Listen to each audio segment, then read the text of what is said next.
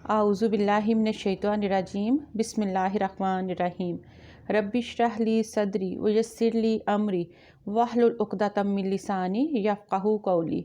बिस्मिल्लाहिर्रहमानिर्रहीम इन्नल्लाहा व मलाइकतहू युसल्लूना अलन नबी या अय्युहल्लज़ीना आमनु सल्लु अलैहि वसल्लिमु तस्लीमा।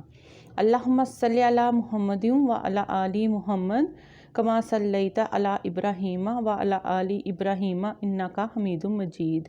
अल्लाहुम्मा बारिक अला मुहम्मदिन व अला आलि मुहम्मद कमा बारकता अला इब्राहीमा व अला आलि इब्राहीमा इन्नका हमीदुम मजीद। बिस्मिल्लाहिर्रहमानिर्रहीम। अस्सलाम वालेकुम व रहमतुल्लाहि व बरकातुहू।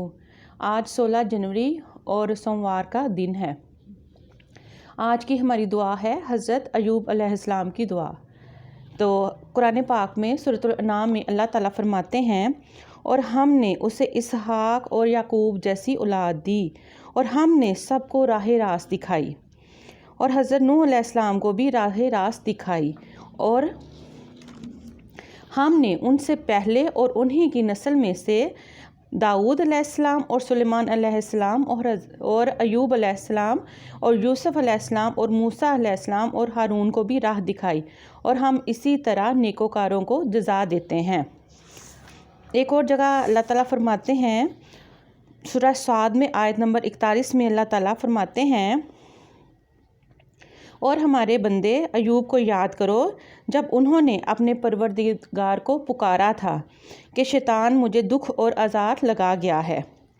आगे आयत नंबर 42 में अल्लाह ताला फरमाते हैं, हमने इनसे कहा अपना पाँव ज़मीन पर मारो, लो ये ठंडा पानी है, नहाने के लिए भी और पीने के लिए भी।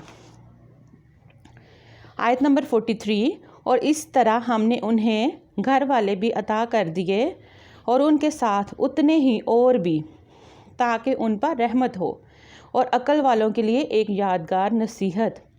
आयत नंबर 44 में अल्लाह ताला फरमाते हैं, और हमने उनसे ये भी कहा कि अपने हाथ में तिनकों का एक मुट्ठा लो और इससे मार दो और अपनी कसम मत तोड़ो। हकीकत ये है कि हमने उन्हें बड़ा सब्र करने वाला पाया। वो बेहतरीन बंदे थे, वो वाकई अल्लाह से खूब लो लगाने वाले थे। सूरतुल अंबिया आयत नंबर 83 में अब वो दुआ है जो हज़रत अयूब अलैहिस्सलाम ने तवील बीमारी के बाद और सब्र के साथ अल्लाह ताला से ये दुआ मांगी।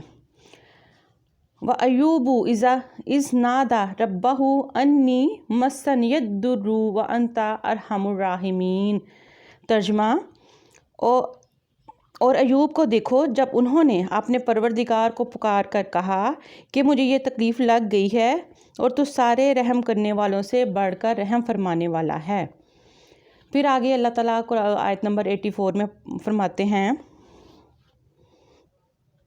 फिर हमने उनकी दुआ कबूल की और उन्हें जो तकलीफ़ लाहक थी इसे दूर कर दिया, और उनको उनके घर वाले भी दिए और उनके साथ उतने ही लोग और भी, ताकि हमारी तरफ से रहमत का मुजाहरा हो और इबादत करने वालों को एक यादगार सबक मिले। माशाल्लाह, अल्हम्दुलिल्लाह। ये देखिए कितनी प्यारी दुआ है कि हज़रत अयूब अलैहिस्सलाम की अल्लाह ताला ने कुरान पाक में तारीफ़ की है, और उनको कहा है कि हमने उनको बड़ा सब्र करने वाला पाया। और आपको पता है कि हज़रत अयूब अलैहिस्सलाम का सब्र तो हमें पता है, और ये बहुत ज़्यादा कुरान पाक में इसका ज़िक्र भी आया है। और वो बेहतरीन बंदे थे और वो अल्लाह ताला की तरफ से लो लगाने वाले थे, और कितनी आजिज़ी से अल्लाह ताला से उन्होंने दुआ की कि या अल्लाह ये मुझे बीमारी लग गई है और तू सबसे ज़्यादा रहम फरमाने वाला है, और बेशक अल्लाह ताला से बढ़कर कौन रहम फरमाने वाला है। हमें जब भी दुआ करनी चाहिए अल्लाह ताला के सामने इस यकीन के साथ दुआ करनी चाहिए कि अल्लाह ताला हमारी दुआएं सुनने वाले हैं, और वो सुनते भी हैं और हमारी दुआएं कबूल भी फरमाते हैं। तो अल्लाह ताला हम सबको अपनी बारगाह में दुआ करने की तौफीक अता फरमाए, ताकि हमें जितने भी मसले मसाइल परेशानी दुख है हम अल्लाह ताला ही से इन दुआओं के ज़रिए माफ़ी तलब करें और इन दुआओं को अपनी ज़िंदगी का हिस्सा बनाएं।